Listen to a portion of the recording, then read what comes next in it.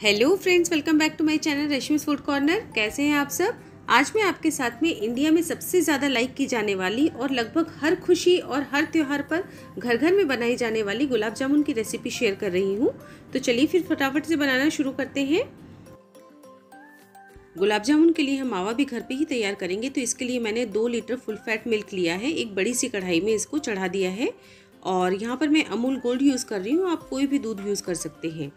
तो इसको बड़ी सी कढ़ाई पे हम मीडियम टू हाई फ्लेम पे लगातार चलाते हुए रिड्यूस करेंगे। आप चाहे तो बीच बीच में चलाना छोड़ भी सकते हैं। इसकी फुल रेसिपी मैं अपने चैनल में पहले ही शेयर कर चुकी हूँ। इसका लिंक डिस्क्रिप्शन बॉक्स और आई बटन दोनों में आपको दे दूँगी। आप चाहे तो वहाँ से फॉलो कर सकते हैं। तो ये देखिए, इसको लगातार चलाते चलाते हमने इस तरीके से रिड्यूस कर लिया है। देखिए कितना बढ़िया मावा बनके तैयार हुआ है। और यहाँ पर मैं एक बात आपको बताऊं कि अगर जो हम घर पे मावा बनाते हैं तो हमारी आंच बिल्कुल भट्टियों जैसे तेज नहीं होती, तो कलर थोड़ा सा डार्क हो जाता है मावे का। लेकिन मार्केट का जो मावा होता है वो बिल्कुल वाइट कलर का होता है। तो गुलाब जामुन का कलर दोनों के मावे से बनाए जाने पर थोड़ा सा डिफरेंट आता है। तो ये घर का मावे से अगर हम गुलाब जामुन बनाएंगे तो इस तरह के गुलाब जामुन का कलर थोड़ा सा डार्क बनेगा, क्योंकि मावा ही डार्क कलर का होता है और इसमें कोई मिलावट नहीं होती है।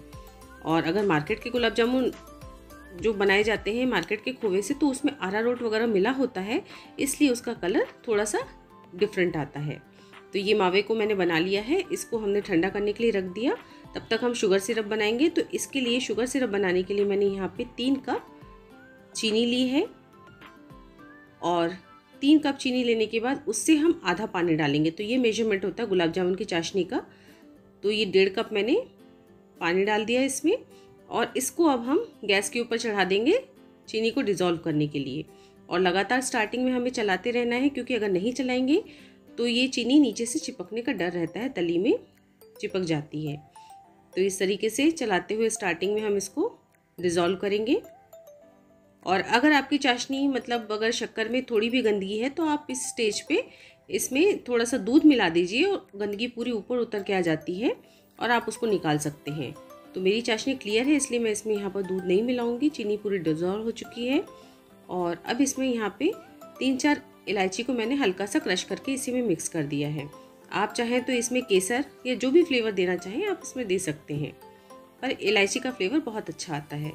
अब यहाँ पर हमको एक तार की बिल्कुल शहद की जैसे चिपचिपी चाशनी बनानी है, इसलिए बहुत ज़्यादा कुक नहीं करना है। चीनी घुलने के बाद 2 से 3 मिनट तक ही इसको पकाना है, बहुत ज़्यादा नहीं पकाना है। तो ये देखिए चिपचिपी चाशनी हमारी बनके तैयार हो चुकी है। गैस मैंने बंद कर दी और इसको अब हम एक साइड में रख देंगे ढक के। और जब तक हम हमारे मावे को देखते हैं, मावा भी हमारा ठंडा हो चुका है। इसको मैंने ठंडा होने के बाद फ्रिज में रख दिया था थोड़ी देर के लिए सेट होने के लिए। तो ये देखिए, ये पूरा मावा हमारा घर का बना हुआ है, बहुत ही प्योर है। बस घर में बड़े बड़े भट्टों में नहीं बनता है, इसलिए इसका कलर थोड़ा सा डार्क होता है, क्योंकि आंच धीमी होती है गैस की। और मार्केट में क्या होता है, बहुत तेज़ आंच में इनको बनाया जाता है, तो बिल्कुल वाइट सा मावा बनकर तैयार होता है। और अब इस तरीके से हम इसको ग्रेट कर लेंगे, ताकि जो भी दानेदार मावा जो है वो बिल्कुल स्मूथ सा हो जाए। तो ये देखिए, इस बारीक वाले ग्रेटर से मैंने इसको पूरा ग्रेट कर लिया है। और अब क्या करना है कि हमको इसको मेजर करना है। तो मेजर करने के लिए मैं ये कप यूज़ कर रही हूँ। आप चाहे तो कोई कटोरी जिससे आपने चीनी मेजर की है उसी कटोरी को भी यूज़ कर सकते हैं। तो मैंने ये कप चीनी के लिए लिया था, इसलिए मैं इसी से मेजर कर रही हूँ। तो कितना मावा है पहले हम वो मेजर कर लेंगे। तो ये देखिए 1 कप और लगभग ये 2 कप। तो ये हमारा 2 कप मावा है, उस हिसाब से हम इसमें अब बाकी चीज़ें डालेंगे।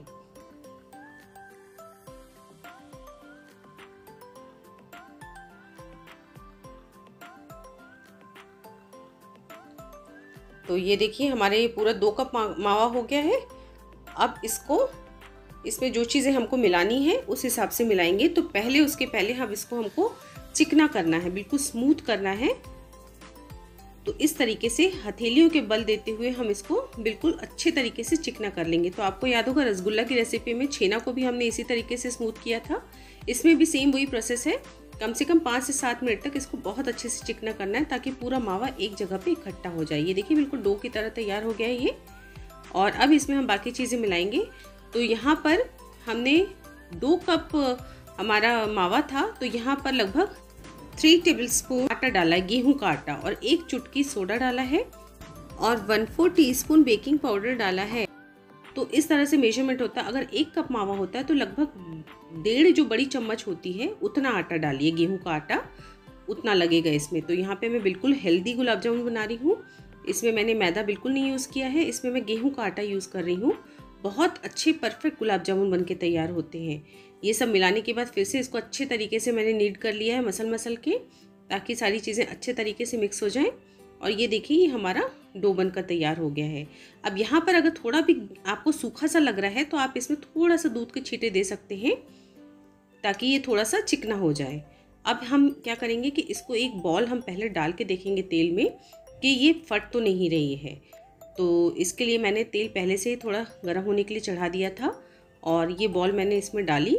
आप चाहे तो घी में भी इसको तल सकते हैं, लेकिन कई बार क्या होता है कि घी में तलने के बाद में जब चाशनी में डालते तो घी एकदम जम जाता है।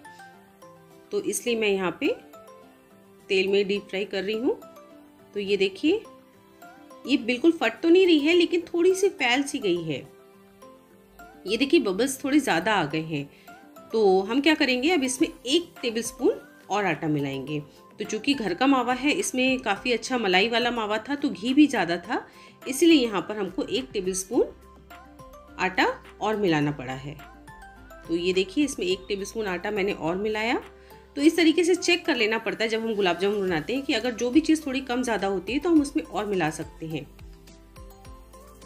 तो यहाँ पर आज हमारे जो मावा में 2 कप मावा में हमें 4 टेबलस्पून आटे की ज़रूरत पड़ी है, क्योंकि पूरा फुल फैट मिल्क था, घी वाला मिल्क था। अगर मलाई निकली वाली रहेगी तो हो सकता है 3 टेबलस्पून आटे में भी काम बन जाएगा। तो इसको दोबारा भी मैंने इसको एक डाल के देखा बॉल को, और ये देखिए ये बिल्कुल परफेक्ट सिक के आ रही है।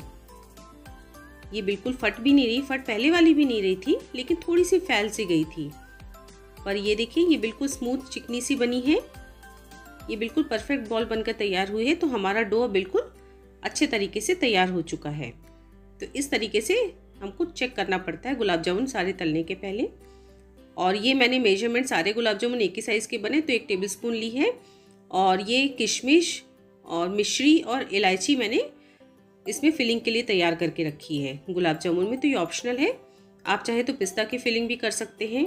इस तरीके से बॉल बना के इसमें कुछ दाने मिश्री के डालें, 1 किशमिश डाली और 1 इलायची डाली, इलायची दाना। तो क्या होता है, इससे क्या होता है कि बहुत अच्छी मिश्री डालने से अंदर भी शुगर ना बहुत अच्छे से भर जाती है इसमें। और ये जो किशमिश हम इसमें लगाते हैं उसके कारण बिल्कुल अंदर से बिल्कुल हॉलो सा पोला सा बन जाता है ये गुलाब जामुन, जिससे रस बहुत परफेक्ट तरीके से भर जाता है अंदर तक, और साइज़ में भी बिल्कुल डबल ट्रिपल हो जाता है। तो ये देखिए इसमें क्रैक्स बिल्कुल नहीं होने चाहिए। इस तरीके से हम क्रैक्स को ठीक करते जाएंगे दबा दबा के। और ये देखिए बिल्कुल स्मूथ बॉल बनके तैयार हुई है। इसी तरीके से हमको गुलाब जामुन की बॉल तैयार करनी है। और अब दूसरा भी कट करके मैं आपको दिखाती हूँ। ये मैंने दूसरी बॉल को कट किया और पहले हाथों के बीच में अच्छे तरीके से मसला, और फिर इसमें किशमिश, मिश्री और इलायची का 1 दाना डाला, और इस तरीके से प्रेस करते हुए हम इसकी एक बॉल रेडी करेंगे। और कहीं पर भी क्रैक्स नहीं रहने देंगे, क्रैक्स आते ही आते हैं तो उसको इस तरीके से हाथों से दबा दबा के फिंगर से क्रैक्स को हमको ठीक कर लेना है और बिल्कुल स्मूथ बॉल बना के रेडी करनी है। तो ये भी हमारी बॉल बन गई। इसी तरीके से हम सारी बॉल्स बना के रेडी कर लेंगे। तो ये देखिए 2 कप मावे में लगभग हमारी 12 बॉल बन के तैयार हो गई हैं। मैंने थोड़ी बड़ी साइज़ की बनाई है, अगर छोटी बनाएंगे तो 15-16 बॉल्स बन के रेडी हो जाएंगी। अब इसके लिए मैंने तेल फिर से चढ़ा दिया है। अब बॉल डाल के देखेंगे, इसमें बिल्कुल कम गरम तेल चाहिए रहता है, लेकिन देखिए बबल्स बहुत तेज़ी से आ गए हैं, मतलब हमारा तेल बहुत गर्म है। मैंने गैस को बंद कर दिया है और थोड़ी देर हम बंद रखेंगे, फिर उसके बाद हम इसमें गुलाब जामुन डालेंगे। अब गैस को मैंने ऑन किया और अब एक एक करके इसमें गुलाब जामुन डाला। तो इसमें टेम्परेचर का बहुत इम्पॉर्टेंट रोल होता है। अगर तेल बहुत ज़्यादा गर्म होगा तो बॉल्स इसमें डालेंगे तो वो ऊपर से तो सिक जाएंगी पर अंदर से कच्ची रहेंगी। तो मैंने गैस को फिर बंद कर दिया है क्योंकि मेरे को लग रहा है कि तेल फिर ज़्यादा गर्म हो जाएगा। और अब बंद गैस में ही हम इसको बॉल्स को डालते जाएंगे, बिल्कुल लो फ्लेम पे या बिल्कुल कम आंच पे ही इसको हमको सेकना रहता है, तभी ये गुलाब जामुन अंदर तक सिकते हैं। तो देखिए अभी बिल्कुल बंद गैस में हमारे गुलाब जामुन सिक रहे हैं और बहुत अच्छे तरीके से बबल्स भी आ रहे हैं। तो एक बार के गुलाब जामुन सीखने में कम से कम 5 से 6 मिनट लगते हैं, बिल्कुल धीमी आंच पे। अभी भी मैंने देखिए गैस ऑन नहीं की है, बिल्कुल बंद गैस में ही हमारे सिक रहे हैं, बहुत अच्छे तरीके से सिक रहे हैं। हल्का सा हम इसको चलाते जाएंगे। अच्छा, ये क्या है कि घर के मावे के गुलाब जामुन है तो इनको बहुत सॉफ्टली हैंडल करना पड़ता है, ये बहुत जल्दी टूट जाते हैं। मार्केट के गुलाब जामुन जो रहते हैं मावे के, उसमें क्या रहता है, अरारोट वगैरह भी मिला रहता है। देखिए मैंने गैस ऑन कर दी है, उसमें कई चीज़ें मिले रहती हैं मार्केट के मावे में, तो इसलिए वो बहुत आराम से मतलब कैसे भी उनको हैंडल किया जा सकता है। पर यहाँ के जो घर के मावे के गुलाब जामुन रहते हैं इनको बहुत सॉफ्टली हैंडल करना पड़ता है, नहीं तो ये फट से टूट जाएंगे। तो इस तरीके की स्पून से मैं हल्के हाथों से इसको बस हिलाते जा रही हूँ और सिकते जा रहे हैं, घुमाते जाने से वो सिकते जा रहे हैं। तो देखिए जब इनका इस तरह का कलर आ जाए तब इनको हमको निकाल लेना है। तो ये चूंकि घर के मावा के हैं इसलिए इनका थोड़ा सा डार्क कलर आता है, क्योंकि मावा ही डार्क कलर का बनता है। तो ये हमारे परफेक्ट सिक चुके हैं, इनको मैंने तेल को छटा लिया और बाहर निकाल लिया। अब इसी तेल में हम दूसरा बैच डाल देंगे, और एक साथ नहीं डालना है क्योंकि फिर मैं बता रही हूँ, क्योंकि घर के गुलाब जामुन ये जो घर के मावे के हैं ये बहुत ही सॉफ्टली हैंडल करना पड़ता है। तो एक साथ अगर आप डाल देंगे तो ये साइज़ में बिल्कुल डबल ट्रिपल होंगे और आपस में टकरा कर टूट जाएंगे। तो ये देखिए दूसरे वाले बैच के भी हमारे सिक चुके हैं और इनको भी अब बाहर निकाल लिया। और अब इनको हम चाशनी में डालेंगे। तो चाशनी को में डालने के पहले ध्यान रखना है कि हमें चाशनी अच्छे तरीके से पहले गर्म कर लेनी है, अगर ठंडी हो गई है तो मेरी चाशनी थोड़ी ठंडी हो गई थी तो मैंने इसको दोबारा गर्म कर लिया और अब इसमें सारे गुलाब जामुन मैंने डाल दिए। देखिए कितने बढ़िया लग रहे हैं। और अब इसमें चाशनी में जाके ये और फूल जाएंगे, तलने से तो डबल हो ही गए हैं, अब चाशनी में डाल जाके चाशनी एब्जॉर्ब करके और फूल जाएंगे। अब इसको ढक के हम रख देंगे ठंडा होने के लिए 5 से 6 घंटे के लिए, ताकि चाशनी अच्छे तरीके से इसमें एब्जॉर्ब हो जाए। तो लीजिए हमारे गुलाब जामुन बनकर तैयार हो चुके हैं। रस इसमें अंदर तक भर चुका है और इसमें से अब मैं आपको एक कट करके भी दिखाऊंगी कि जो हमारी मिश्री थी हमने डाली थी वो पूरी डिज़ोल्व हो चुकी है, पूरे उसने रस छोड़ दिया है और किशमिश भी फूलकर बिल्कुल बहुत अच्छी बड़ी सी हो गई है।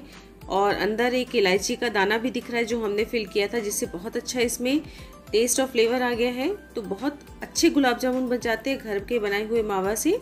तो इस रेसिपी को ज़रूर एक बार ट्राई कीजिएगा और अगर आपको रेसिपी अच्छी लगे तो ज़्यादा से ज़्यादा लाइक और शेयर कीजिए। और अभी फेस्टिवल का सीज़न है, इसे ज़रूर बनाइएगा और कमेंट करके मुझे बताइएगा कि आपके कैसे बने। और अगर आप मेरे चैनल पर पहली बार आए हैं तो सब्सक्राइब के बगैर बिल्कुल मत जाइए और बेल बटन भी ज़रूर दबाइए। तो फिर मिलते हैं मेरी अगली नई रेसिपी के साथ, तब तक के लिए bye bye. Thanks for watching.